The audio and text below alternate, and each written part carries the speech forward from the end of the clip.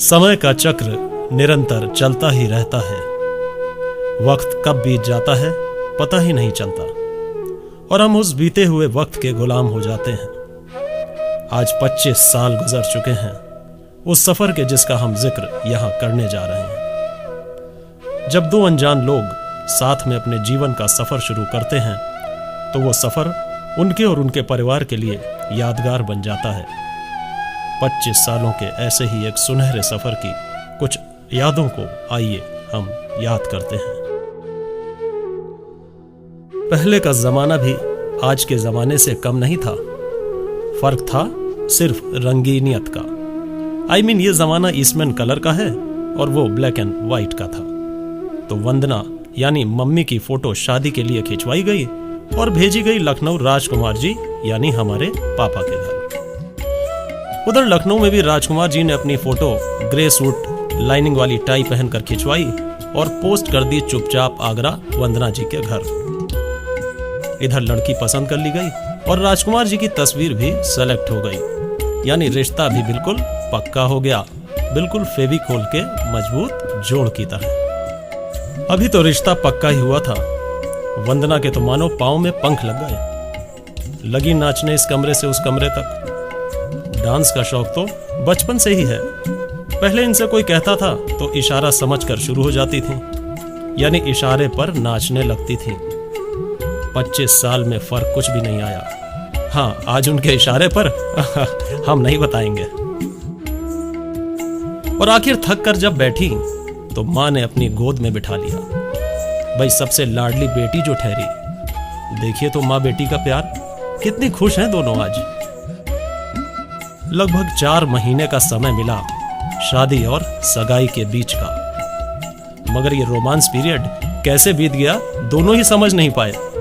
और दिन भी आ गया शादी का, यानी 26 जनवरी 1987 का। बारात तैयार हो गई। राजकुमार जी ने भी ग्वालियर शूटिंग का बेहतरीन बंद गले का सूट बनवाया और उस पर मोतियों की माला पहनकर जब घोड़ी पर सवार होकर निकले तो शान देखते ही बनती थी। आप भी जरा गौर फरमाइए। उधर दुल्हन यानी वंदना भी पूरे साज श्रृंगार के साथ 80 कली का लहंगा पहनकर हाथों में मेहंदी लगाकर तैयार थी। बारात आ गई द्वार और वंदना जी ले आई हाथों में हार यानी जयमाल। और इस तरह संपन्न हुआ जयमाल का यह कार्यक्रम। पीछे से दोस्त यार कह रहे थे, ओए राजकुमार सिर नहीं झुकाना, नहीं तो जिंदगी भर झुकाता ही रहेगा।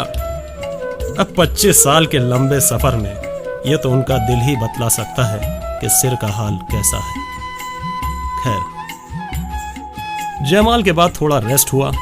वैसे भी हर कार्यक्रम के बाद शॉर्ट ब्रेक तो बनता ही है। सो उस ब्रेक में कुछ फोटो सेशंस हुए दूल्हा और दुल्हन के। और रात को 9 बजे दोनों आ गए मंडप के नीचे। मंत्रोच्चार के साथ वैवाहिक रस्में शुरू की गईं। अग्नि को साक्षी मानकर उसके 7 फेरे लिए गए। पहले पापा आगे आगे चले तो मम्मी शर्माते हुए उनके पीछे हो ली। और फिर बारी आई मम्मी की। वो आगे आगे चली और पापा ने उनको फॉलो किया। आज कौन किसके पीछे चल रहा है ये हम नहीं बताएंगे।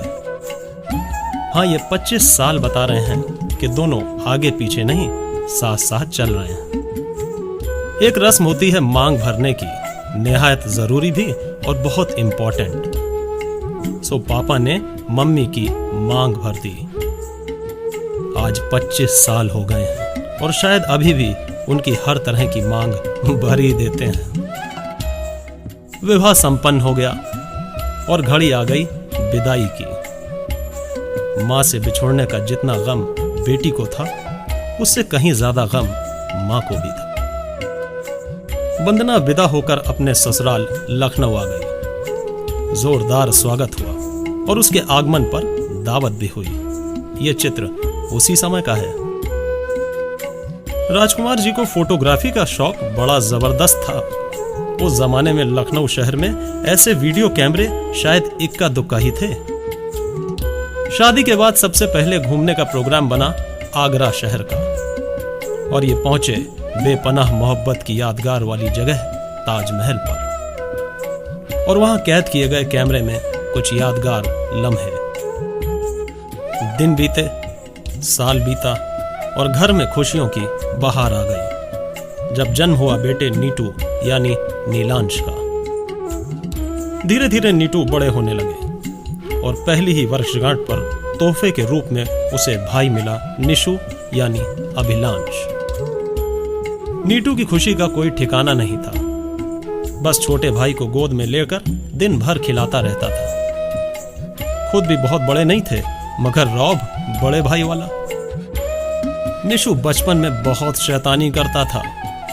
अक्सर घर में ही इधर उधर हो जाया करता था। एक दिन तो हद ही कर दी जब जनाब पुराने कूलर के अंदर खड़े मिले। जब डांट पड़ी तो मम्मी को मनाने आए बड़े वाले यानी नीटू। पहले गोदी में चढ़े उतरे, फिर मम्मी को भुट्टा खिलाने लगे और मम्मी भी नन्हे हाथों के इस प्यार को कूलर वाली कहानी में भूल गई। निशु नीटू दोनों ही लगभग बराबर उम्र के थे। अक्सर आपस में झगड़ पड़ते थे। झगड़े भी बड़े मजेदार होते थे। मम्मी ने दोनों के लिए प्लेटों में नाश्ता लगाया। पता लगा नीटू जी ने निशु के प्लेट से बिस्कुट खा लिए। अब लगे निशु रोने तो नीटू चढ़ गए पापा की गोद में।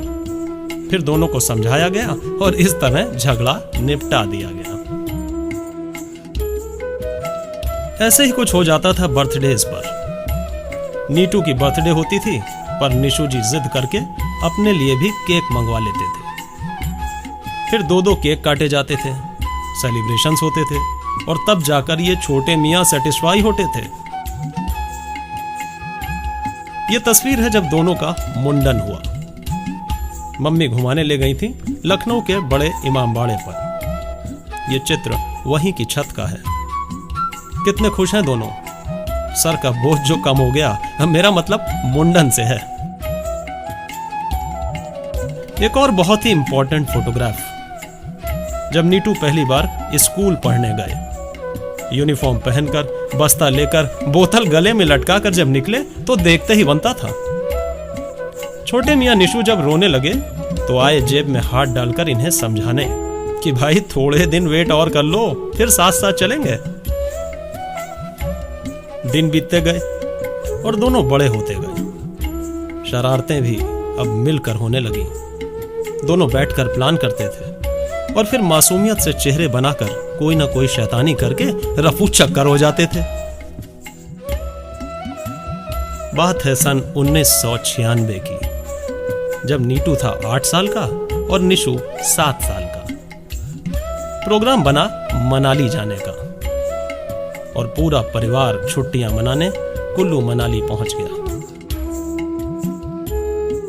बहुत मस्ती करी, घुड़सवारी भी की और याक की सवारी भी।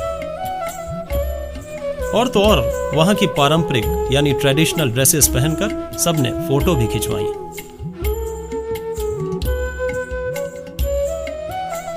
भाई वंदना को तो डांस का शौक बचपन से ही था, पर कभी कभी जोश में आकर राजकुमार जी भी अपने आप को आजमा लेते थे।